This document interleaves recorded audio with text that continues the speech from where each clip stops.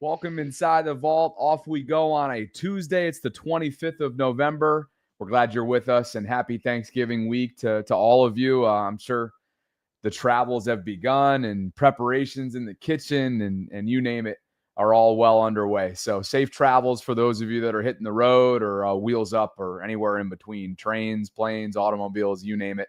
Happy Thanksgiving from us here inside the vault. I'm Bobby Trossett, as always, joined alongside my co-host and partner, Sarah Ellison. We're gearing up for a short week, Thursday night football, Thanksgiving primetime football. The Ravens and Bengals will play, and Joe Burrow will more than likely be under center for the first time for Cincinnati since he underwent that turf toe procedure all the way back in September. So lots to get to because the Ravens quarterback has continued to be at the forefront of discussions when it comes to health. Lamar, Sarah, as we learned yesterday, has now suffered at least his fourth known ailment. And what I mean by known is to the public. And it's now a toe to go along with the hamstring from a couple months back, to go along with the knee from 2 weeks ago, last week's ankle. I mean, it's just, as the title says, you just can't make this stuff up. But for Lamar, he's going to have to find a way to make his way through it. And that's where we'll begin today. John Harbaugh also teased a potential new wrinkle coming soon to his offensive line. We'll see. And Sip to Tally's finest, that is Coach Evans from his YouTube program, will drop by for some film study about that offensive line in about 23 minutes from right now. So on the way in, like the video, subscribe, hit that notification bell. We're off and running, partner. This dropped last night. Did you drop what you were doing to react? No, I did not. Although I did drop listening to you for a second during the intro because, as predicted, I was already being entertained by the live chat to your hair today with no product in it. So... You are hilarious. You know that? But back to the injury report. We both said this was going to happen, right? We both said this is the first thing everybody's going to be commenting on because it was the first thing I commented on before we went live. So, yeah, I think you know what you're doing when you don't do your hair for the show. Now I'm scrolling up just to figure out what the heck you're talking about. One of them said, Bobby, what's that on your head? I was trying not to laugh during your intro so badly. Okay. Bobby Bieber, Holly's going with it.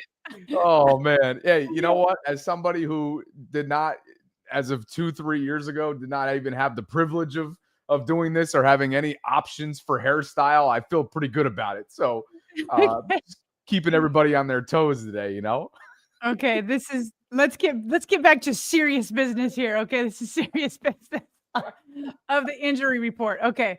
So we're gonna run through this because the Ravens do have some concerning things on the injury report, but not catastrophic. Okay, so we do have. Okay, so just to be clear, yesterday's practice was a walkthrough. So this is an estimated injury report of what would have happened had they done a legitimate practice. So Rashad Bateman officially listed as limited. So that is an upgrade over what he's been for the last couple of weeks while he's been dealing with the ankle.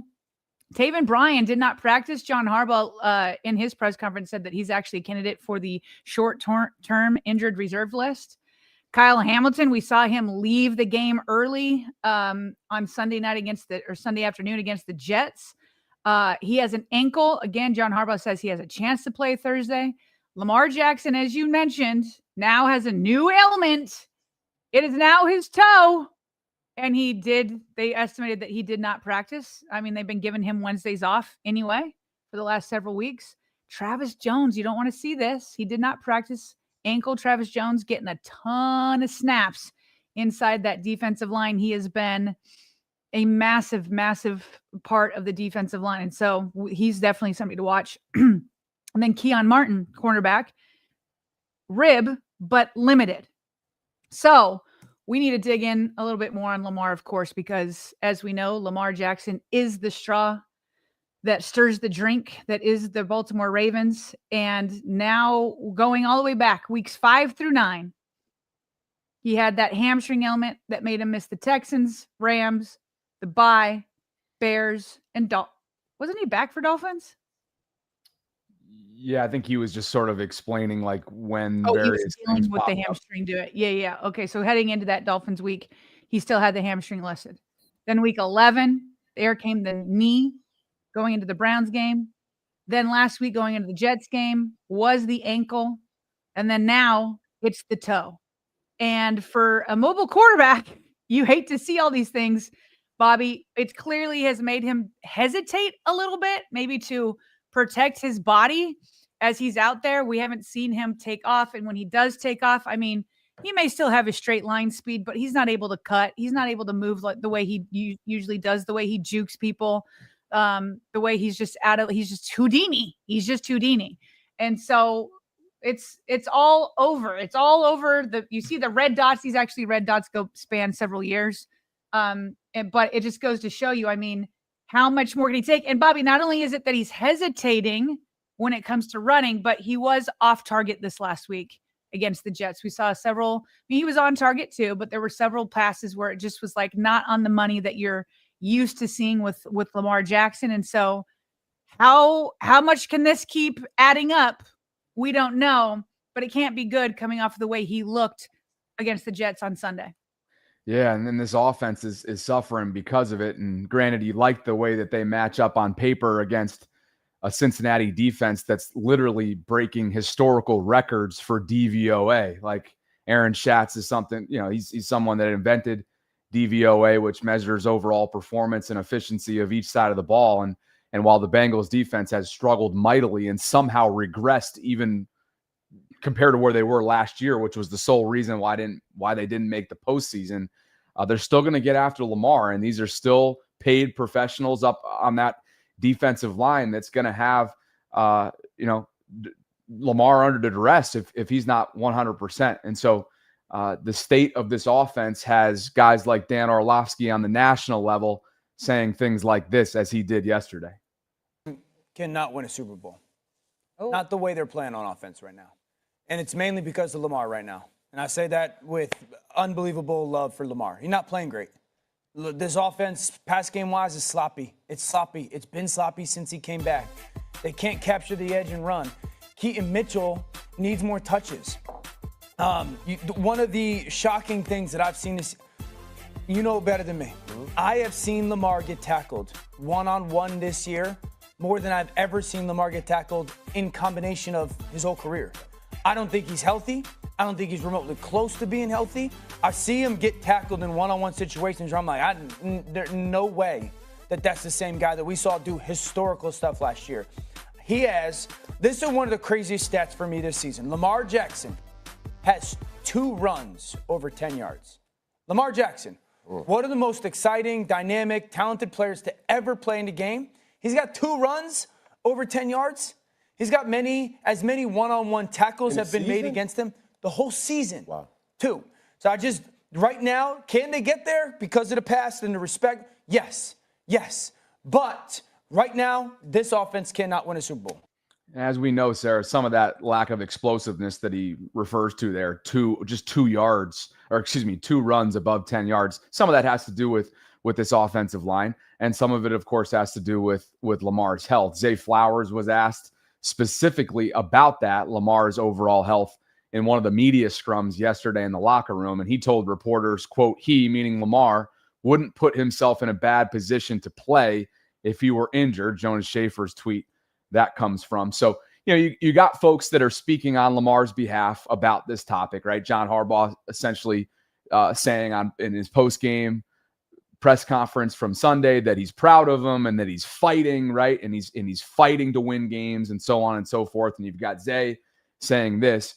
And then, of course, we all know that this is what they're supposed to say, but we also trust what our eyes are telling us. And this is just a Lamar Jackson that is physically unrecognizable, especially when, as you referenced within the last couple of days, we've seen in 2025 that Lamar is still Lamar. This is not a Lamar slowing down problem. This is a Lamar health problem. Yeah. Well, and you brought up like what John Harbaugh said when they asked about on Sunday afternoon if he was injured. And then he's like, well, I'm proud of Lamar. And it's like, okay, well, if you were healthy, you wouldn't be saying I'm proud. He's fighting. Like he let the cat out of the bag. Like he's fighting through. some legit injuries, and he's proud that he's able to do it. And as Zay said, he isn't hurting the team.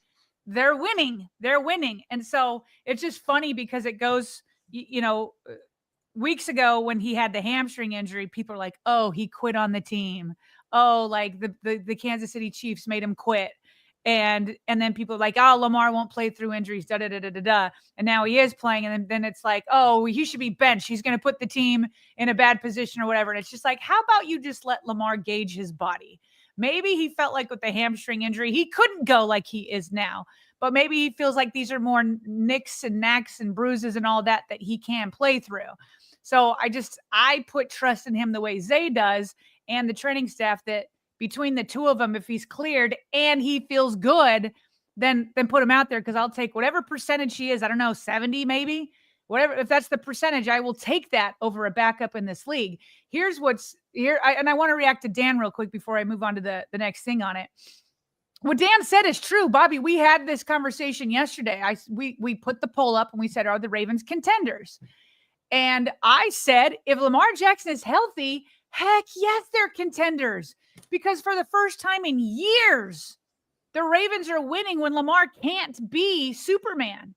So listen, if these injuries were to keep up, if he were this injured going into the Super Bowl, if they made it that far, we're obviously looking way far ahead, but the way the offense looked on Sunday, we said that's easy. Of course, anybody can say that. Like the way they looked on Sunday with how badly Lamar was hampered, like you barely beat the Jets. You barely put points up against them. Of course, you're not going to do it against another Super Bowl contender. However, the rest of the team is playing so well, which we haven't seen for years, both on special teams and on defense. Who's to say Lamar can't get healthy? Because these are injuries that he can play through. These aren't season enders. These aren't even injuries outside of the hamstring one where he has to miss games. And so who knows what could happen on the mini bye? Who knows what could happen? So if he starts to feel better, there's no limit as to what the offense can become if Lamar does get healthy. And let me tell you this, even though Lamar is fighting, in John Harbaugh's words, how about how much he was laughing as he was mic'd up by the NFL on Sunday against the Jets? Andy. Big Andy. I got you.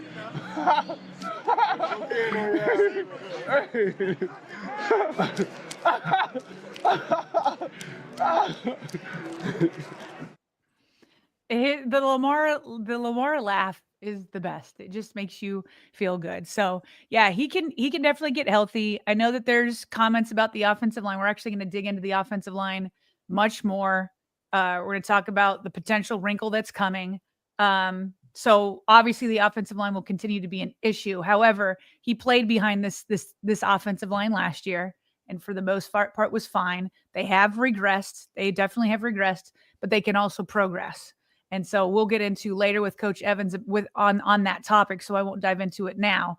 But, just like the defense, listen, I was more concerned about the defense in week 4, week 5, all that kind of stuff, week 3, week 2, than I am concerned about the offensive line. I was more concerned about that. And yes, they made 2 trains to turn it around, but they lost Nnamdi Madubuike. It's a week-to-week league. Therefore, I am not putting a cap on the Ravens. Based off the way they played Sunday, they could not win a Super Bowl. But things change like that in this league, and I'm not gonna say that it can't change for the Ravens on offense. Yeah, no, I wouldn't either. I would also say, and I'm not saying that you aren't saying this, but it's just not Sunday in my mind too, right? It leaks back for weeks now from an offensive side of the ball standpoint that that's not sustainable for a Super Bowl run either. And right. So, it leaks back with all these other ailments that we've talked about. Yeah. Yep. It goes all, and then of course ailments are are at the forefront of that discussion.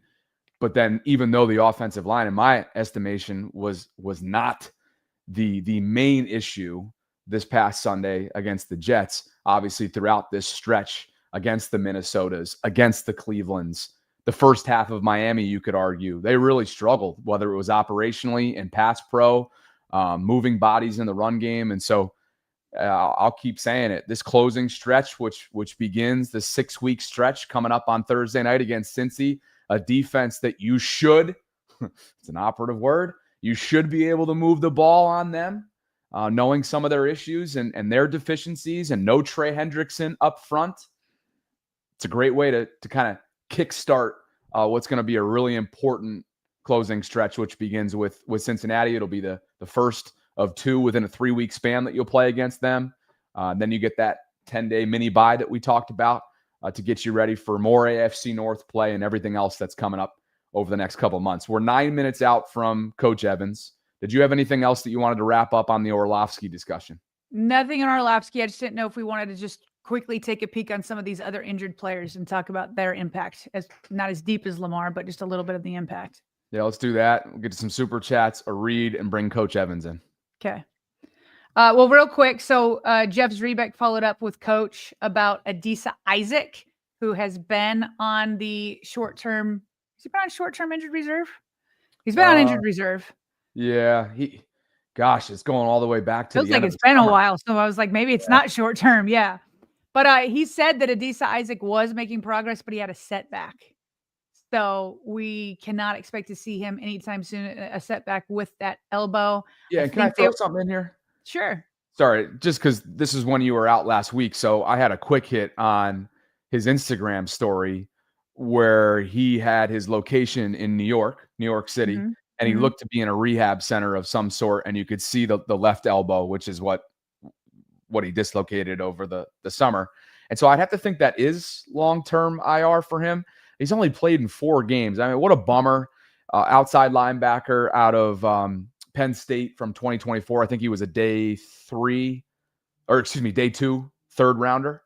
And just somebody that has not been able to stay healthy, which has people in the fan base kind of making jokes. I mean, you don't want to make jokes at his expense, but Iman Marshall, the former DB for the Ravens, was somebody that was just so perpetually injured that it had folks in the fan base that are on the outside looking in to the building asking if he was even a real person, which is sad because, these guys just can't quite get out of their own way health-wise, and to no fault of their own in a lot of cases. So you hope that Adisa can get back at some point, but it sure does seem like this is going to be a lost sophomore season for him. Yeah, that really stinks for him. And the Ravens have other like they're not even using Carl Lawson, so they have other options. But we wish him well for sure. And I mentioned kind of as I was going through the injury report that John Harbaugh did say that Lamar Jackson's feeling fine physically. So, and we just saw him laughing it up throughout the entire game. So hopefully this is just one of those, again, just giving him Wednesday off. Talks about Taven Bryan going on short-term IR. And then Kyle Hamilton, he says, has a chance of playing, but he said it in a way that it was like, I don't know. I just get the feeling that Kyle's playing. Feels like Kyle gets a lot of like stingers or like whatever. And it happens throughout the game because he throws his body around so much. And it almost feels like once or twice a game, it's like Kyle Hamilton's like slow to get up, or he goes and has to go take a snap off, but then he comes back in. He actually did that a couple times against the Jets. And so I wonder if it wasn't the end of the game and they already had it sealed, if he would have come back in again. I don't know, but it does sound like that he will. I mean, he says he has a chance. I'd be a little surprised if he wasn't playing, but I guess I don't know too much. I mean, we're going to find out in less than. No, are they doing later practices now since it's Thursday night? I think this week is totally off schedule. I think they're doing late practices to adjust. So I guess we won't know in a couple hours, but we'll know by the end of the day. If he does return to practice, that'll be a good sign. But here we go. I mean, Ryan Mink has it here by PFF. We know he's all over the place, but this season played 168 snaps at the slot cornerback, 162 at linebacker, 146 at free safety. And I bet a chunk of that was before they made the trade for Alohi Gilman. 98 at outside linebacker, 52 at strong safety, and 13 as a wide cornerback. The Ravens need him to play on Thursday. With Joe Burrow coming back, which, again, in terms of play, I thought Joe Flacco did a good job, but sometimes just getting your franchise quarterback can, like, be a momentum booster, and it kind of, like, galvanizes the locker room. They're going to need Kyle Hamilton out there. Guy's a total gladiator. Like you said, he's been nicked up countless times already this year and somehow only misses a snap or two and is right back out on the field. And you're asking yourself, how? It looked like he was just grimacing or down on the field or hobbling off. And it did feel, I'm saying feel as in watching the telecast, it felt a little bit more severe as he hobbled off. He seemed like, even in this photo right here, like he was in considerable pain. But 14 just has this superpower about him that he like Wolverine where he heals quickly. Either that or he manages pain, much like I thought Marlon did effectively. Managing the discomfort or pain, having been, 2 weeks removed, not even from the finger pin placement. Like that's considerable. So perhaps Kyle gets himself to a point where he feels comfortable enough to manage this pain. We don't know what it is, by the way. It's somewhere lower body, left leg, I want to say. But we won't know until to your point, until the injury report comes out for Ravens Bengals. But yeah, it'd be quite the game, quite the time predicting this game, knowing that Trey Hendrickson is down, T. Higgins is down. But if the Ravens have Kyle Hamilton down, potentially Bateman down for another game, which to your point, he was just upgraded to limited with that high ankle sprain. So that'll be something to watch. The Ravens offense, all due respect to DeAndre Hopkins, still playing at a really high level, moving the chains. That double move was a thing of beauty. And Devontae Walker, this offense is missing Bateman. He brings an element of speed, explosiveness, vertical passing, intermediate game, always a problem across the middle. And then, by the way, in the red zone. So they could use him back. I just don't have a great feel for where he's at. Those high ankle sprains, like we talked about a couple weeks ago when we first learned that he was dealing with it, those tend to linger a little bit. All right. Super chats and a read? Yeah. Let's do the opposite, shall we? Manta Sleep is our exclusive sponsor, and I want to show you their Instagram page today. Over 62,000 followers and counting. Go hit them up at Manta Sleep on IG. They are very active in the real game, in the content game, and they're obviously getting ready for the holiday season. Right now, they have 15% off site-wide, by the way. Black Friday coming up in just a couple days. And all of their sleep masks, as we've been telling you guys for a while now, they give you true 100% blackout for deeper sleep. You've got C-shaped eye cups built into these sleep masks, which provide comfort and unbeatable side sleep options. Zero pressures applied to your eyelids or lashes. Advanced materials and ventilation for unmatched breathability are built into these masks. Let's just cycle through some of their Instagram content here. There it is on the nightstand. I think that's one of the Sound Gen, one of the new Bluetooth featured masks that we've been telling you about. What's going on in the Ellison household lately, gearing up for the holidays? Well, just sleeping. I don't know what you mean by that. So. Just with the masks and whatnot. Everybody's sleeping. It's all the same. It's all the same. It's all the same. Everybody has their preferred mask, and nobody has a problem sleeping in my house. Let me put it that way.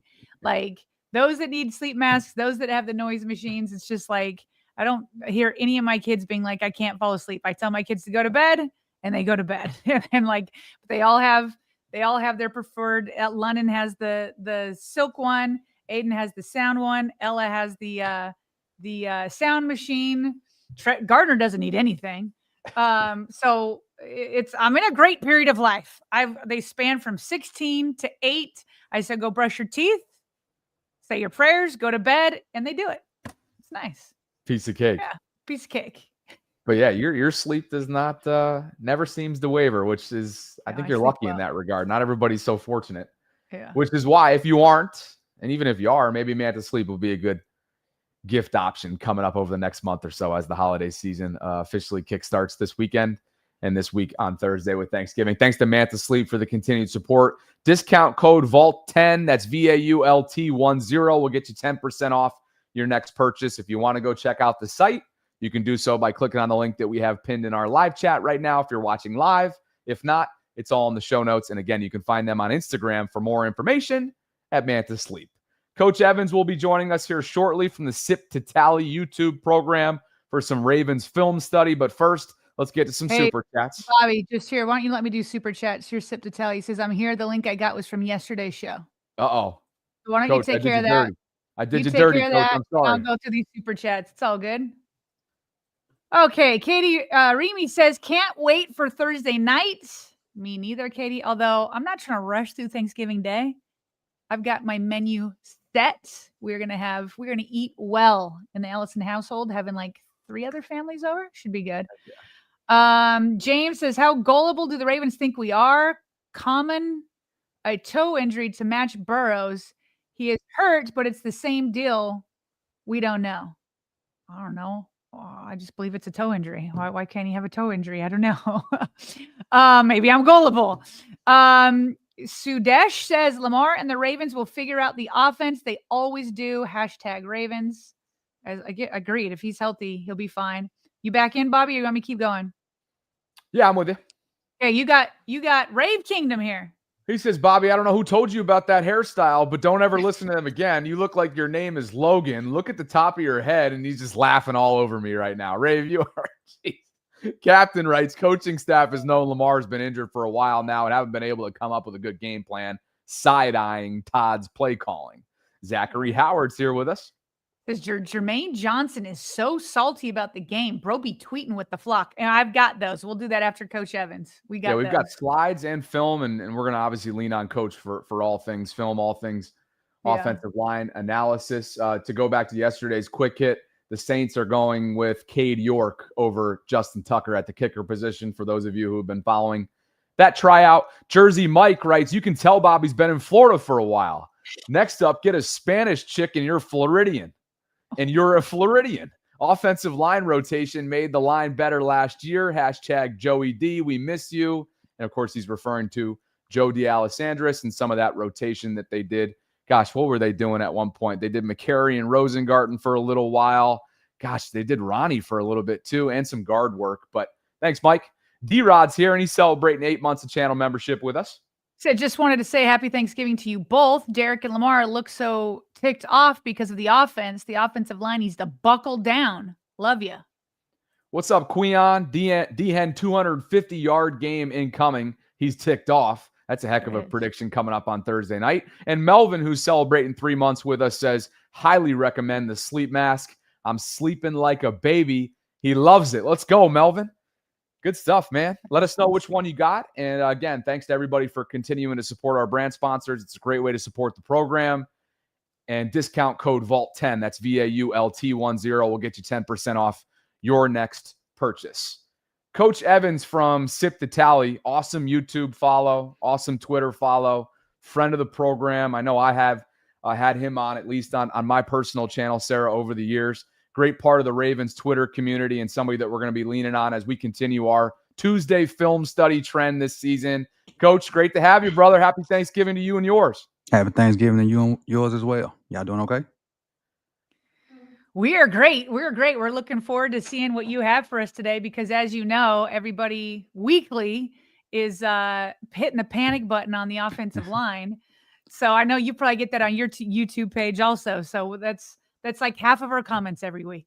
That's the root of most of the problems, in my opinion.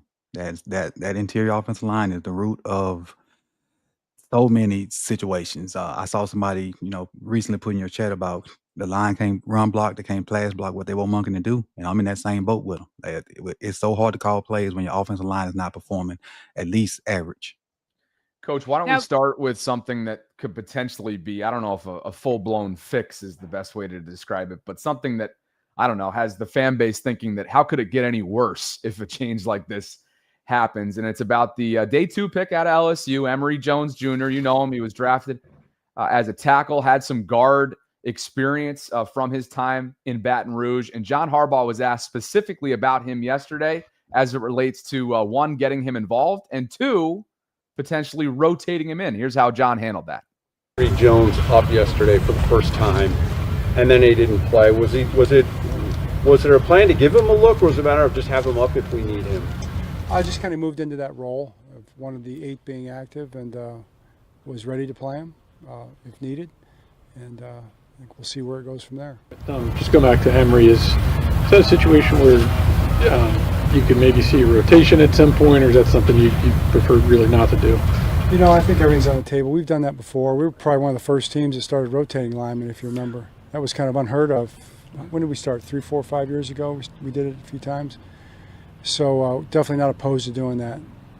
All right, Coach, great place to start. So, first of all, as probably a lot of us know by now, Emery was active on game day for the first time this season, just this past Sunday against the Jets. Did not play, but it was certainly a signal that more could be on the way for Emery, who was on the NFI list, the non-football injury list, for the majority of the season. I think it was the early part of November. He was activated off of that, and his 3-week window began. So, perhaps an option coming up here pretty shortly. Are you in the boat of being like, yeah, how could it get any worse? And I want to see this guy in maybe not the most high leverage situations, but at the very least in a rotational type role and allowing him to kind of get his legs under him? It's a situation where I haven't heard John talk about, offensive linemen like that in a while. Because normally he's straight line, like he don't want to talk about it at all, and they don't want to mess up the continuity with the 5 guys they have out there. So the fact that, well, one, that Ben Cleveland was started to be inactive, which lets me know that, they favor Emory Jones over him. So I think he's completely done. And then for John to just keep bringing him up, throughout it, because normally he won't talk about it. But the fact that he's bringing Emory in and saying that, I think when they get in a situation where either they're winning handily or, unfortunately, hopefully not, losing handily, we'll get an opportunity to see him. And once they can grade him versus some real competition and not just in the actual, because they're not practicing for real right now. And his chance to be good or to show what he was doing, he was hurt. So you can't really stick him out there because you don't know what you got. You think you know what you got. But also this late in the season, do you want to mess up whatever little chemistry they got up front because it's so late in the season? I think the time to play him should have been last week. But even now, I think you won't see him unless it's an injury. And I don't want to wish injury on any of those guys. But if you don't, I'm just big on the continuity. Them 5 guys got to play as one. And even though, 77 and 72 don't play good, Linderbaum knows what's beside him. And then you throw a new person in there. That's a new person he got to learn, a new nuances he got to learn. It's a tough situation, but the way the offense is going, I think it has to happen. It's going to mess up offensive line chemistry, but as bad as they've been playing lately, I think it's something that has to happen because that offensive line needs a spark from somewhere. If it's Emory, if it's anybody, Bullock, somebody, they need a spark somewhere to get them going because they're affecting the entire team, defense included. Coach, it sounded like, based off of reports in the pregame warmups, that he was rotating in at the left guard. Would you have a preference of which guard he rotated with? I do not. I noticed that the first time they talked about him, I saw that G beside his name, and it sparked interest in me. I'm like, well, they moving him to guard. That's a good thing. Mm-hmm. And I personally think left guard because I know we bag on 77 a lot, on Falele a lot, but I really think Voorhees is worse than him, in my personal opinion. And if he go in and play left guard, I'm fine with it because Falele misses are what we would call loud. They're highlight, low light worthy misses, but Voorhees misses are way more. He's way more inconsistent than Falele. At least Falele has the size to make people have to go around him and whatnot. But Voorhees misses are just like the sack this past week was terrible, and to the point where Lamar can't even react to it. Coach, we'll give you the baton here in terms of kind of leading us into what you have prepared today. Okay, let me share this screen with you.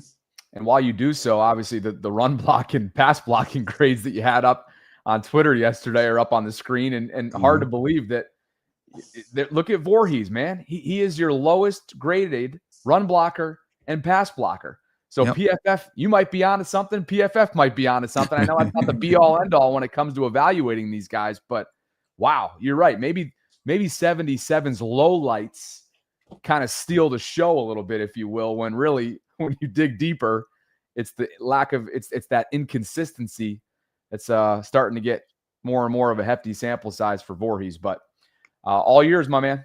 All right, can I share my screen? I tried to share my screen. You may have to add it to the. Let's see. We're gonna go ahead and do this. Let's just do a little real time, and all you, man. There we go. All right. So what we have here is we're gonna start with the good plays, the good run plays we have, and the good things that the offensive line did. And so on this very first one, we're gonna talk a little bit about duo. And so on duo is designed to get a bunch of down blocks, a bunch of double teams and the interior offensive lineman and not block the end man on the line of scrimmage. And that's normally the cornerback. In this case, it really wasn't a cornerback. And so we came out and ran, and we don't run a lot of man concepts. So the end man on the line of scrimmage is this one, is 56. And you'll see him off to the right over there. And this is one of the concepts that the Lions ran a lot on us. So in this case, 56, who's at Williams, he won't be blocked. But watch what Derek does. Watch the rest of the offensive line. You're going to see Zay come out there. And you wonder why is Zay in there over like a bigger wide receiver. Watch what Zay does to the guy that he has to block. Gets him out of there better than the offensive lineman. Yeah. And obviously he gets thrown right there at the end, but that's a better job than some of the offensive linemen. Digging 22 out of there and doing what he got. Like, look at Roger. Just looking like, man, I didn't know you could do that. just standing around. But again, you see all the double teams taking place down on the inside. And the end man on the line of scrimmage, he kind of overcommits to it too much. And Derek is able to get outside for a 17-yard gain. And this was our best run play of the game. And we don't run a lot of duo, but we've started to run that a lot more lately. And the fact that if you can get, and because we were backed up and they probably had a different personnel package in there, this guy is normally a corner. The end man on the line of scrimmage is normally a corner, or they just don't block the corner. They block everything down, and they'll send a line like a receiver in to block the safety. Because the corners are your worst tackles most of the time. But the fact that he did this to a linebacker, is a good thing. And it's a different wrinkle that we throw in there because we don't run a lot of duo type stuff. But if you add that to it, there's more stuff the defense had to prepare for. Then you come on this one. This next one is like an outside zone type. Well, I'm sorry, it's long trap. And most traps happen to 3-1 technique. So most time you trap in this guy or this guy. But in this case, we're going to trap the outside guy. And this is one of the things that 77 did well. And we'll check it out. You're going to get a little motion, which changes it. And everybody else is going to go down block, including Likely. And you'll see the blocking assignments here in a second. Get your downs for everybody else. Then Roger Rosengard has a technique that we call stab and hinge. And what he's gonna step hard to the inside to close that gap because Falele is pulling, and then hinge to pick up anything that comes wide. So that's why you see the little wonky blocking scheme right there. But 77 does a good job of kicking out that end man on line of scrimmage. And with the timing of it, Keaton hits it just as he needs to be. And this, to me, this was the best blocked run play of the game as far as execution. Everybody did their assignments. You see a good double team with Ronnie and Voorhees. Linderbaum gets swim, but because the play's going away from him, it don't really affect it that much. Roger Rosengard seals off that back end. Then you get a really good kick out, and his head is finally in the right spot. Part of the problem with this dude, his head normally in the wrong spot. His head will be on the outside, and the defender can spin back inside and get, in on the tackle. Well, in this play in particular, his head is in the right spot. And because he's so big, he creates enough leverage, and it just widens the gap out. And then Likely doing work down there as well. And this, to me, is the best block run play of the game. Keaton hits it for, if I'm not mistaken, about 9 yards maybe. And then you always see one of the smallest dudes fighting more than the offensive lineman. And I love that about Zay. Hey, is that was that a G-row concept there? Possibly, because we don't run we normally run the traps on the inside, which is that long run Derrick Henry had versus Buffalo a couple years ago. This long trap is just it's another wrinkle to go with the duo run that I haven't seen a lot of, but it's effective, and you don't get the pull other people. But I will say by him doing this, I'll show you a play later on that is a direct reflection of him pulling Falele and then fooling the defense. And it might be this one. Yeah, it is this one. It's the very next play. So watch Falele pull on this one. He's going to pull this way, and it's going to attract that dude. Because the linebackers are read to pull to read the pulling guards. So when he pulls, you see 51 comes, you see 44 comes. Likely comes down like he's pulling as well to make it look like counter. You see Derrick Henry taking his counter step, so that can look like counter. So everything right now looks like counter. Linebackers are flowing to where counter should be. But what you don't see, what they don't see is Zay coming backside. Likely's going to stop, pivot, and come out. And now you have two lead blockers on this reverse. So you see Falele pulling that long trap. Then you see Todd building on it because some people say Todd can't call plays, but I beg to differ. But he built on that conversation. I mean that concept. And now you see, look at the leverage because those guys move. You got 3 different leverage blocks. Now, they don't have to kill these blocks. They just have to be on the right side. And you see these 3 guys are on the right side. You see Mark has it down on the end man on line of scrimmage.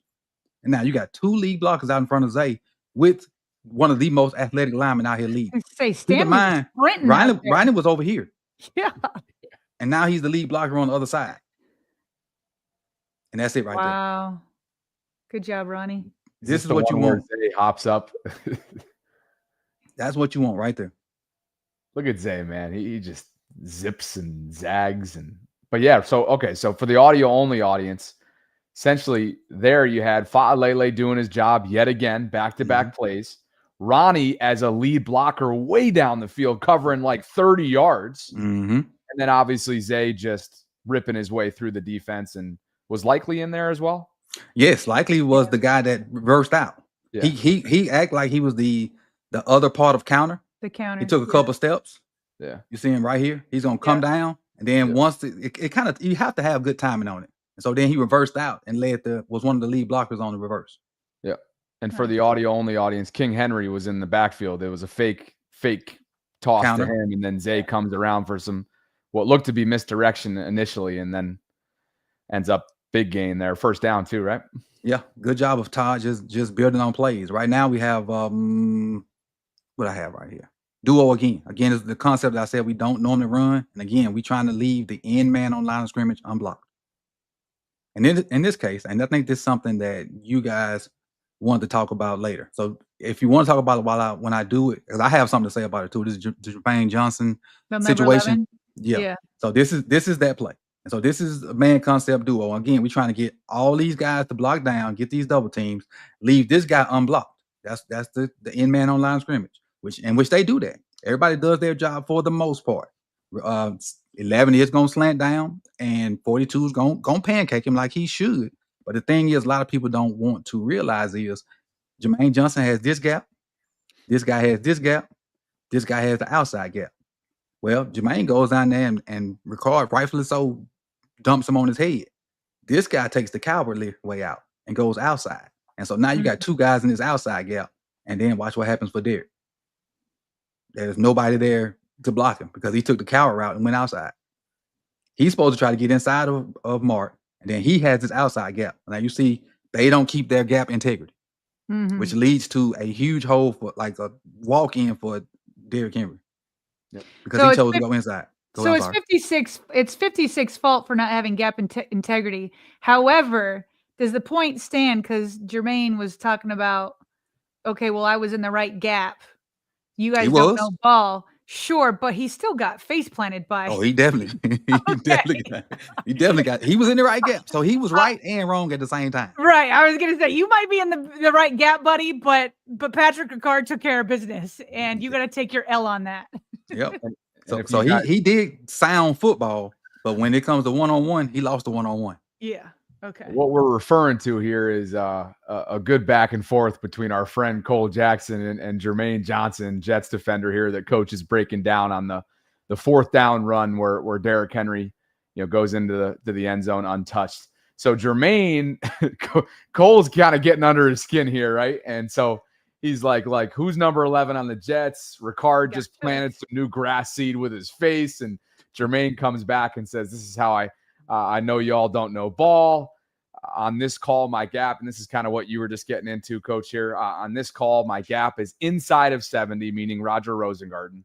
When I sensed him in 42, Pat Ricard, trying to wash the line down, I played back into 42, and I put him in the gap, closing the B and C gap the best I can using his body. Common football knowledge. If they're trying to wash you, put his body in the gap, but I don't expect y'all to know this. And then, of course, it all started with Ravens Nation Live, Sarah, this tweet right here talking about some of the Ravens offensive line domination. I know that's hard to believe. And that got under Jermaine's skin a little bit here as well, who just took a random shot, Coach, at 70. Roger Rosengarten saying that he cooked him, even with chip help, having 8 back there saved him, which is really ironic because 8 has not been very mobile in recent weeks, nor was he on Sunday, Coach. Agree. And I didn't see the play where he cooked Rosengard, and I haven't seen that yet. But with the holidays, so I ain't watched it as much as I normally would. But when I find it, I'll definitely jump in this conversation and see what's going on. And Well, Jermaine's Cole, a Florida State guy, so I've seen him play a couple times, being in town. well, Cole posted all the reps between Rosengarten and Jermaine, and there was one where it looked like Jermaine won, but there was no cooking involved. Like I would say. So These if you are want all to check of it out, Cole has them all up. These are all of them right here. Yep, up Oh. on the screen right now. They go Okay. quickly, but there's not a lot here. Some of these just Lamar gets the ball out of his hand quickly, like the one that was thrown behind Mark there, Coach. But this is directly from some of the tallying up that Cole did with his snippets. Yep. Yeah, I don't see any cooking. I just see two guys battling. That's it. That's right. Yep. So anyway, and then of course the one signature, which is what you've already broken down, right, was the fourth down untouched Derrick Henry run is second on the day, and everybody kind of doing their job accordingly there. So anyway, that was the perfect segue, and now we'll get back to what you have on the not so good category. All right, these are the not so good plays as far as in the run game that I found. Again, we're doing a lot of people. Well, we have crack zone, so we start with the outside zone. And what should happen on crack zone is normally this is Bateman doing this, and you have him cracking like one of the end man on the line of scrimmage or the linebacker, and then we kind of tossing, not necessarily tossing, but trying to get outside and get to the edge. Well, in this case, with Bateman being injured, you got D-Hop, and so his not gonna say inexperience, but his not being decisive on who to block kind of makes this play bad. So first of all, when Zay comes in motion, it's gonna change the entire blocking scheme. Everybody knows who they're supposed to block now, but with him coming in motion, everything has to change. And this is what being an offensive lineman, you have to be cerebral, because when they bump like that, all your blocking assignments change. But you have to know that on the fly. You can't be sitting here sifting and trying to wonder. You have to know that on the fly. So you got to run your tracks. And so here, D-Hop should take number 26, which is this guy right here. That's who he should block. But he kind of slow plays it and don't really know who to get. And see how it's indecisive? He should get that dude and let Derrick Henry be one-on-one with Brandon Stevens. But he don't. He goes to get Brandon Stevens, and now he's free. And I don't know if Derrick can see this guy, because normally I think if Derrick sees him ahead of time, he won't be able to make that tackle. But I think him popping out right there kind of surprised Derrick, and instead of Derrick just lowering his shoulder and trying to get by him, he makes the tackle. But as far as the offensive line-wise, I want to show you the gravity of Lamar Jackson. So what should happen here is Ronnie should get that. They should have a scoop and, going there. Valele should take off right now and try to cut this dude off. Rosengarten try to cut him off. Mark try to cut him off. That's what should happen. Now, because of Lamar, this dude should be fighting over the top to try to get over there. He sees Lamar fake it. He stops his path completely and goes backside, even though they already have a backside player. That's just how much pull Lamar has, even if he's quote unquote not healthy, which actually it helps 77 now, because you'll see once I keep playing it, he touches nobody again. See, look at him. Go find work, man. That's what we want. Go find work somewhere. Like, dude, you didn't have to black your guy. Go find somebody else. Man, it's constant. It's a constant thing. You never try to go after him, right? But he makes it so darn easy, man. I mean, at least he's upright, right? But goodness gracious. He's the biggest thing out there. That's why he's the easiest target. Yeah. And on this play here, I think this is one where we have 3 busts, if I'm not mistaken. Yeah, there's no consistency among the 5 guys up front. So you're going to get 3 different busts on this play. The first one is Linderbaum. He tries to out-leverage this guy, which he has to because he's a smaller guy. But the 97 hits him with a swim move and is in the backfield immediately. Second, our guy again is supposed to try to get the 51. He can't get that. It's just physically impossible for him to get there. And then third, and this is a guy that don't really miss a lot. You see Ricard lunging and misses.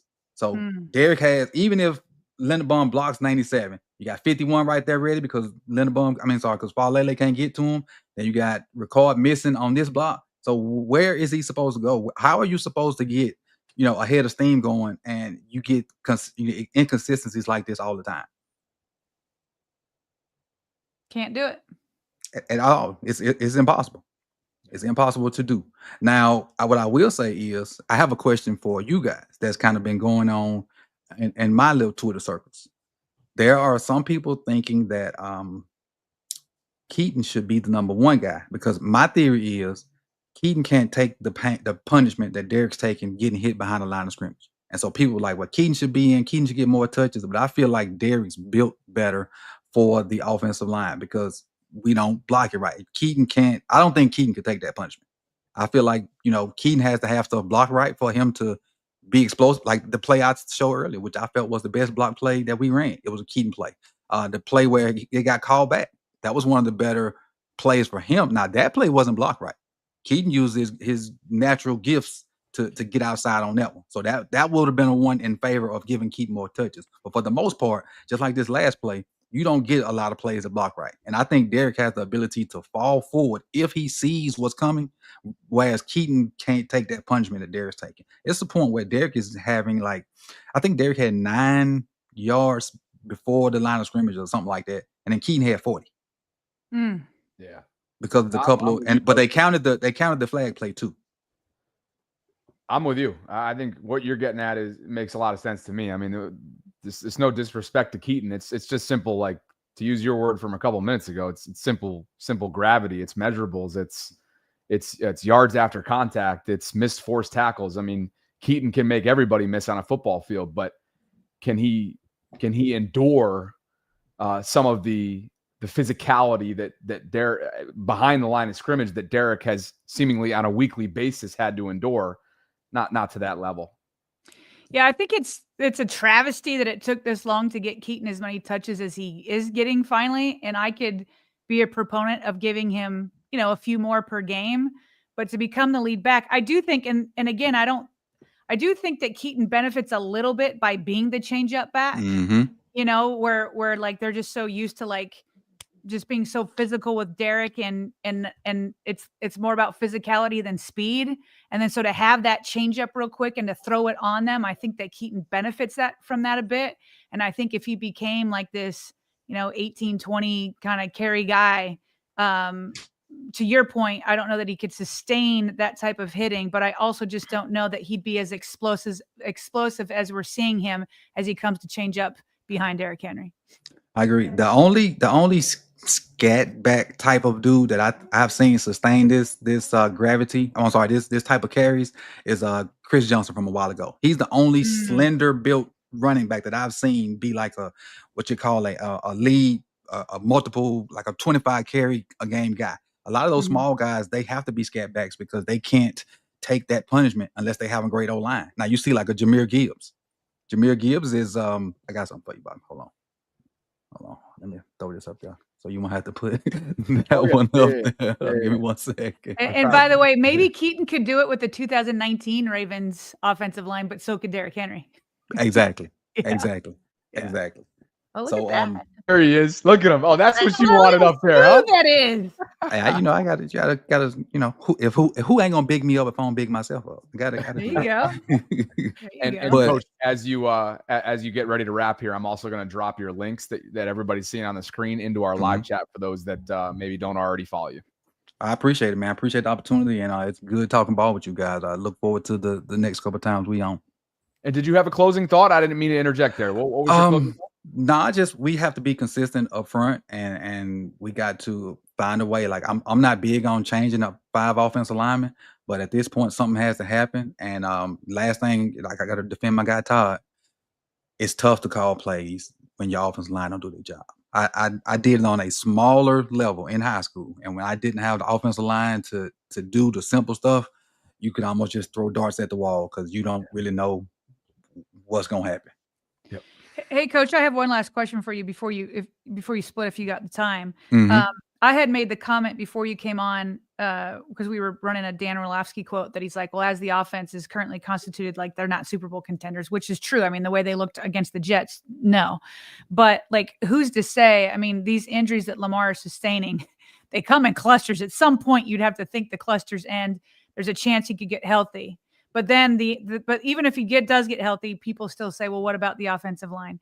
Is there a world maybe with an Emory Jones change or whatever, do you feel like there's a world where the offensive line does get better and that a healthy Lamar behind them can perform better? Like what is your optimism that the offensive line can improve?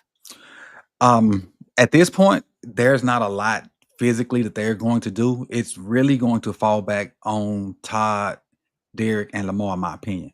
It's easy, and I ain't gonna say it's easy. It's a lot less complicated to hide one guard.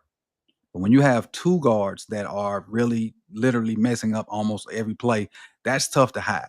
The thing I hopefully is they can figure out, hey, Voorhees is good at XYZ, Lele is good at XYZ. Let's run that stuff, and hopefully we can execute that stuff. And that's what I feel like they did last year, because Makari was better than what Voorhees is giving us, even though he wasn't the greatest. But they only had to hide Falele last year when they was able to run certain concepts to a certain side and keep Falele out of the point of attack. But now, like, cause they want to run a lot of power and counter. That's what they want to do. They want to run power and counter in the first half and pound you, and then come back with the outside zone stuff in the second half when you start to collapse when you start to pinch your lineman. Well, they can't do that this year because no concepts are really working. Even the outside zone ain't working like it did last year. Because, you know, as big as Derrick Henry is, he's an outside zone runner. So it should be set up for him to be successful in it. But just like with the D-Hop, it's somebody different on every play. It's not Falele every play. It's not Voorhees every play. It's not Linderbaum every play. And then you can throw Rosengard in there too, because I feel like he's regressed. But I think, barring what happens the rest of this year, in my mind, I feel like I know what the problem is. I don't know if you want my take on it or not. I'll let me know. Yes, sir, we do. Warhop. Well, the good news is for our audience, if they enjoy the last 20 plus minutes. Warhop. He says it's Warhop, Bobby. Offensive line coach. I think it's Warhop. Okay. Yeah. Okay. And you're not the only one, by the way. I think Coach Coleman would agree with that. So maybe many within the film community. And man, you guys, we do not envy what it is that you do throughout the football season and in the off season. I mean, you're turning around this content and really quick, overnight in some cases. It's a short week. You got family, I'm sure, in town. I'm sure y'all heard them. Oh no, we actually couldn't. Your mic is top notch, my man. But what I was gonna say was, if folks enjoyed the last 20 plus minutes or so, then they're gonna enjoy what we have planned, because this is not the last time we'll be seeing you on Tuesdays moving forward. So, Coach, we really appreciate your time today. Happy Thanksgiving, and we look forward to doing this again at some point in the near future. Same to you and yours as well, both of y'all, Bob and Sarah. And thank you for the hooking me up with the tailgate in Miami. That was an awesome time. Awesome time. Even though I left the game in a wheelchair, it was an awesome time. Heck yeah. What was that now? I left the game in a wheelchair at halftime. I can't tell if you're joking or not. No, I'm dead serious. Dead serious. What happened? Yeah. My foot I had a flare up with, I don't even know what it is, but I couldn't. The longer I sat there, the more it hurt. And so we eventually left right before halftime. But the good thing is I got to see the entire team come in for halftime. Yeah. And I got to see the entire Dolphins team leave out for halftime. Yeah. That was a good thing. Dude, I did not know that. Oh my gosh, how you feeling now? I'm fine. I was fine 2 days later. It comes and goes like that. So weird. I must have totally missed that. Yeah, I'll send you the link. I did like a little recap of it on one of the videos, and I'll send you the link. I'll DM you the link to it. Please do. All right, please do. Glad you're on the men. Appreciate y'all, man. Happy Thanksgiving, and look forward to doing it again. We got it in the calendar. It's funny, we've been going such a mile a minute. You DM'd me yesterday. I was like, oh yeah, we got Coach scheduled. We did this months ago. So looking forward to it. I know everybody appreciates your time today. I appreciate y'all. Y'all have a good one. Thanks, Later. Coach. That is Coach Evans, Sip to Tally's finest. And again, really, really encourage you guys to go support his work if you're interested in doing so. It's Sip to Tally Films on YouTube. That is Sip, SIP, 2, the number, and Tally, TALLY Films. And in the Twitter space, he can be found at Coach Evans 9. Sarah, we've been kind of tinkering with Film Study Tuesdays between Jason Smith, Derek Coleman, and now Coach Evans. Hopefully Cole will come on at some point, and it's just yet again another reminder of how talented everybody is in this space. I was gonna say, like, I just because Coach Coleman has told us he's worked in other spaces. I just feel like we're so lucky as like a Ravens YouTube community to have so many great film study guys, and some of them coaches, somebody like Jason who like wants to be a scout someday, and they all kind of have their different flavor of how they do things. It like every time one of them comes on, I'm just like, I love this. I love it every single time on Film Study Tuesdays. You and me both. So again, thanks to Coach. Thanks to Coach Coleman. Thanks to Coach Evans. Thanks to Jason Smith and the entire community. They really bring an extra level of flair, analysis, and expertise to the game that we try and cover on an annual basis, not having played, obviously, at that level. So you heard him. He used to be a high school offensive coordinator. Coach Coleman, believe he was at the D3 level, collegiate football-wise. So these guys just are bringing it for us, and we really appreciate them. Let's get to some super chats and then some quick hits, which will begin with Thursday night and Cincy's status at the quarterback position. Twat Swat says, shout out to Coach. Sip to tally with a bunch of fire emojis. Rave says, please, no one buys stock in this offensive line. It's the Jets. And Queon for you. I'm very curious what Rave Kingdom thought when Coach said that he would replace Voorhees and not Fa'alele with Emory Jones. Dream says he's probably walking the plank somewhere. Dream says Thursday should be a get right game for the offense. I expect the tight ends to be heavily involved. Henry over 200 plus yards and Lamar with at least 3 touchdowns. I like the optimism. Queon's got a lot of, by the way, that was a lot of optimism. That wasn't the only prediction that he ripped off. Look at this. He thinks this was from earlier on. He didn't want to just do 200. He's like 250. Yeah. He's adding on top of that. So, all right. Well, awesome. Let's kind of transition here to some closing content, quick hits. Thursday night, of course, Thanksgiving will be the third and final slate in the primetime slot. It's Ravens-Bengals. Of course, who else is playing that day? I know Kansas City's playing. Dallas, I think, is playing. And then, of course, whatever. We'll get to that. That's neither here nor there. Joe Burrow is expected to play, and he put up this Instagram story to kind of yeah, exactly. Solidify it. Yeah, you threw this one in. He's got a LeBron James jersey from his Cleveland days with the "He's back" caption. This looks to be him in the younger. I don't even know the context behind this. Do you? I don't either. I'm sure people know, but it just looks to me that he's like growing into his high school body and put on maybe his 12-year-old like LeBron James jersey and put it back on because that looks like 5 sizes too small for him. But it has him there and just with the caption of "He's back." So we already had reports where we had the coach say, yeah, we expect him to play. But now here's Joe Burrow himself kind of putting it out there. And Bobby, it's like everybody's asking the question, is it worth it? Like, is it worth to risk the franchise quarterback who has been injury prone when like technically they're not out of the playoff picture, but it would take a little bit of a miracle. Here's Chris Canty. He feels like he absolutely should return. Was back. I think it's crazy. I think they should have shut him down for the rest of the season. I know that he obviously doesn't want that. Evan, there's a chance. There's a chance. Beat the Ravens. There's a chance. Okay, ready? Here we go. Ball T. Go ahead. You think the Cincinnati Bengals have a chance to do what exactly? I think they have a chance to win the AFC North. I think it is absolutely on the board. They split with the Pittsburgh Steelers. They got 2 games remaining with the Baltimore Ravens, and the Ravens are only 3 games up in the win column. I absolutely think there's a chance for Cincinnati to get hot and run the table. And this is the year that if you finish with a 9-8 record, you could potentially win that division. I don't think it's off the table. Okay, listen. I think it's the right decision. Like, competitors want to compete. He's paid. This is what they do. There is a chance that he can play.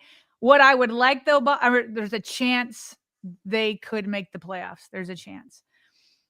What I want to see is that the Ravens make this to where he really shouldn't play. Not meaning I don't want to see him injured again, but meaning if the Ravens win on Thursday, I haven't looked up the numbers and all that, but I think if the Ravens win, like their chances might actually be gone. Like there might be a 0% chance. And when Chris Canty is there, like, hey, there's a chance they could win the division. the Ravens are winning the division. Okay, the Ravens are winning the division. I suppose if like health continues to go south, then there's a chance. But I think the Ravens are winning the division. But what I would just love to see, because you know what they want. Even if the Bengals don't make the playoffs, of course they want to spoil it for the Ravens. Of course they do. That's what we all like to do to each other. But I just want to return that volley and be like, I would love for the Ravens to be the team that says, oh, you thought you had a chance? Well, now you don't. Now you don't because we win again on Thanksgiving night. That's what I would like to see. I want to see everybody healthy, but I would like to see the Ravens take every little ounce of hope that they have and snuff it. So the chance that he's referring to is with this closing 6 weeks in mind. As he mentioned, you're going to play Baltimore twice within a 3-week span beginning on Thursday night. By the way, I have the graphic up now. First game is Packers-Lions, classic. It's a Thanksgiving tradition. How could I not remember that off the top of my head? Chiefs will be in Dallas against the Cowboys, and the Bengals and Ravens will be the standalone primetime game at night. So they're all standalone, but that's what's going on Thanksgiving Thursday. So it's Ravens within a 3-week span beginning on Thursday night. It's Buffalo in between that at Buffalo. So you never know what December 7th Western New York weather could bring the flavor to that. And we know that Buffalo is as susceptible as anybody to potential upsets, for sure. You've got at Miami. That's a Sunday night game. And then you've got Arizona and Cleveland.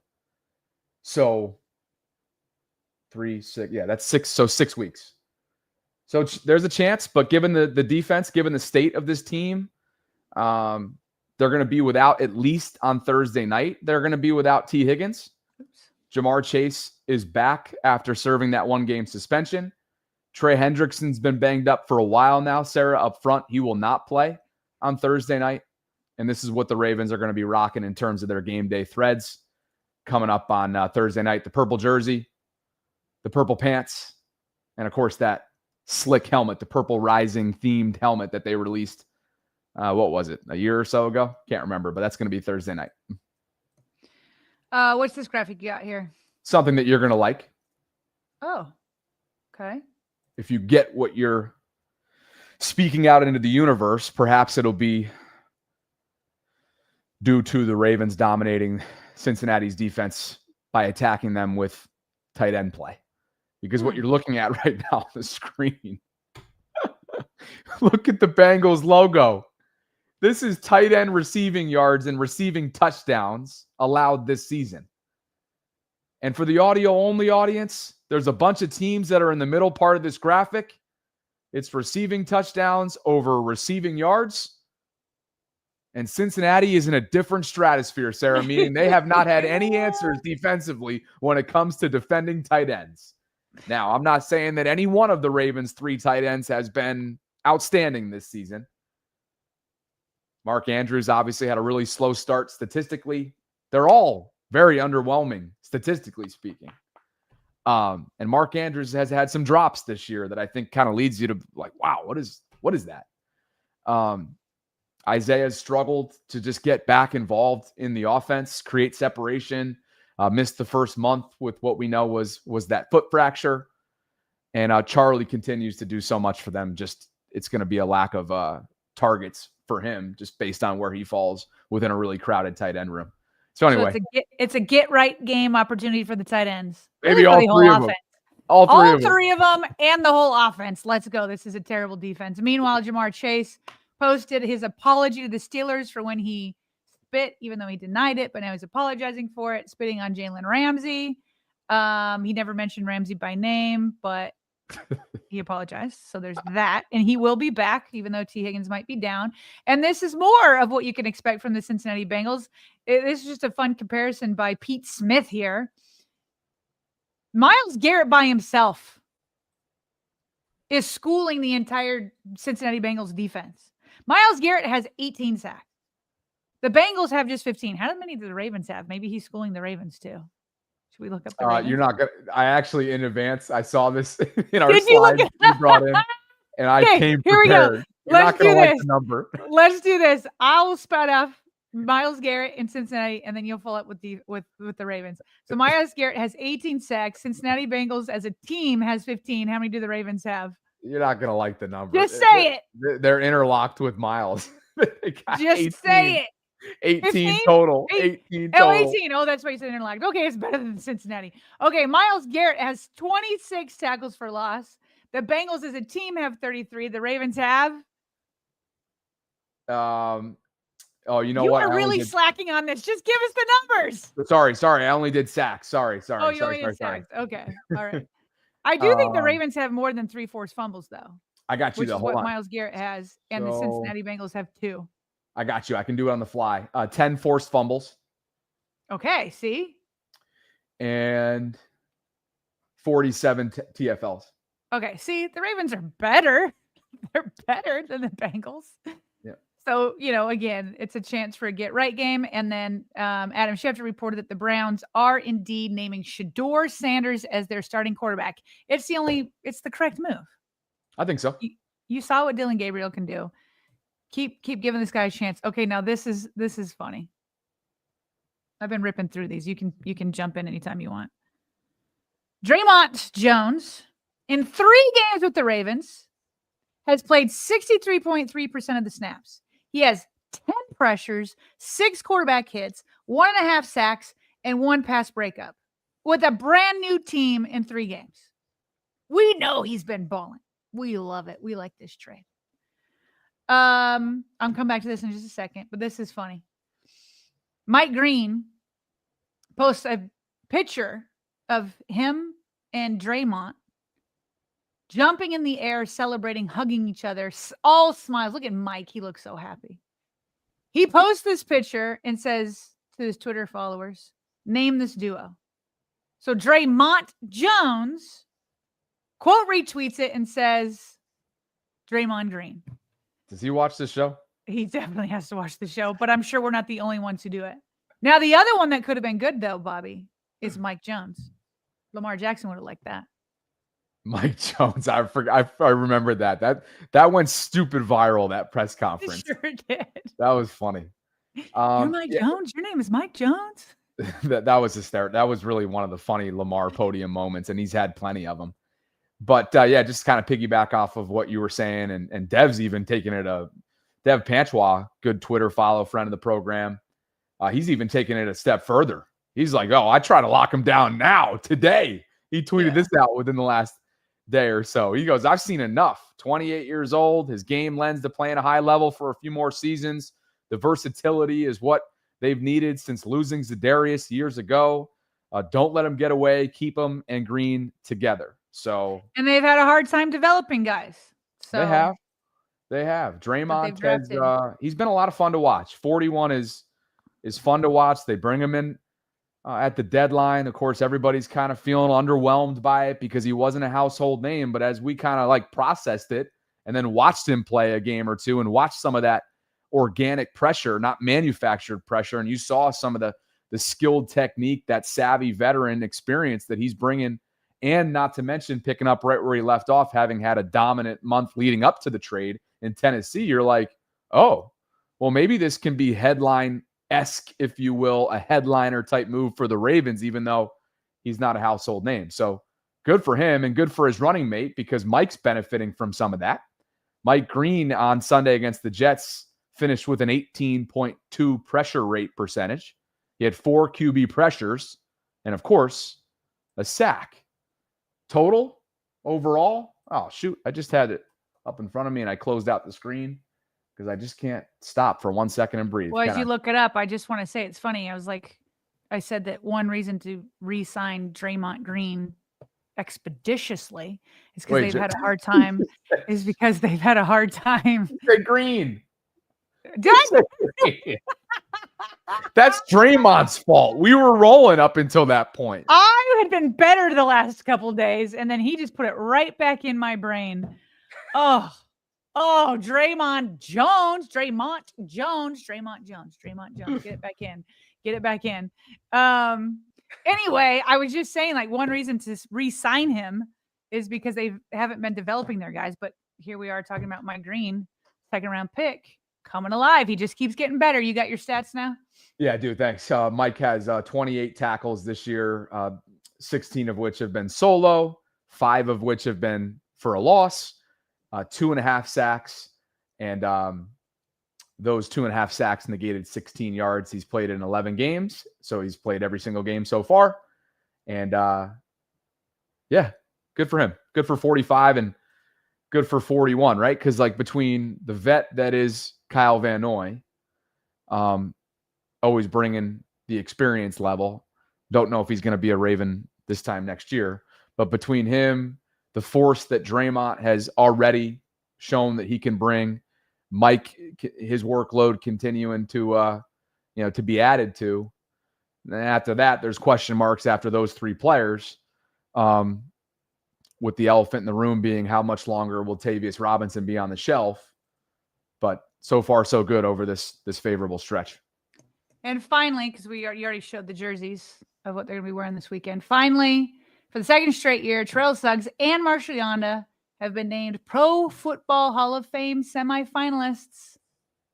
Last year, in their first year, last year was their first year of eligibility, and they both advanced to the top 15. It's going to be tough.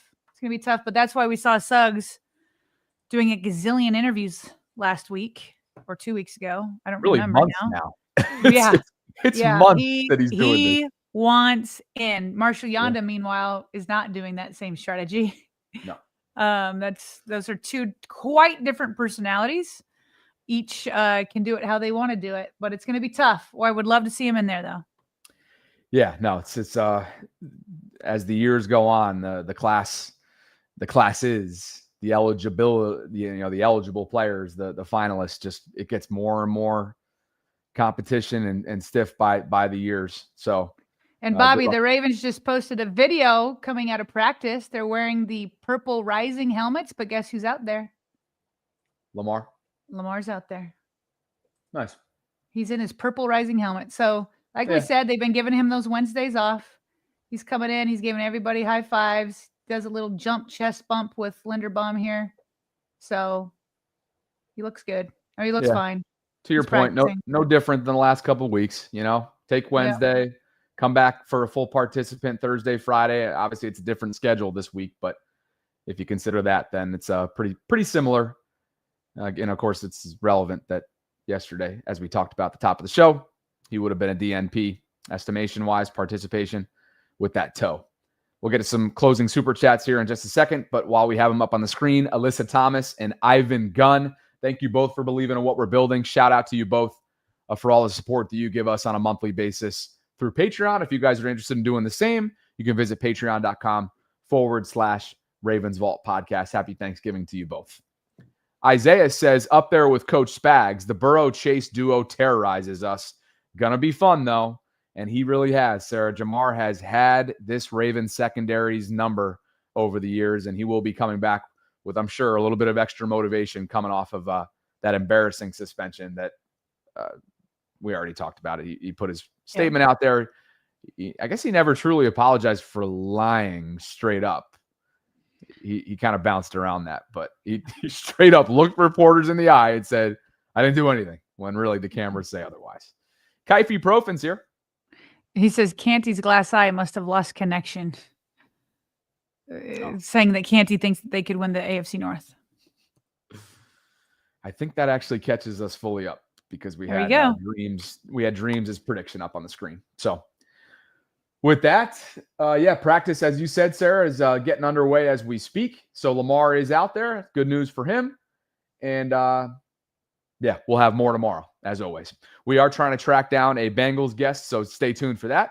And hopefully you guys are all having maybe a short work week given the holiday and everything else that's coming up. Special thanks to Manta Sleep for the continued support. You can go learn more about them on their Instagram page at Manta Sleep, or just go right to our show notes where you can find our discount code and a number of other things. For Sarah Ellison, I'm Bobby Trossett signing off from this Tuesday Ravens Lunch Hour live stream. If you could on the way out, please like the video, subscribe, hit that notification bell, consider becoming a channel member or gift-giving membership today, and we will catch up with you in well under 24 hours from right now, as always, right here inside the vault. Appreciate you, VAULTRONs. Talk soon.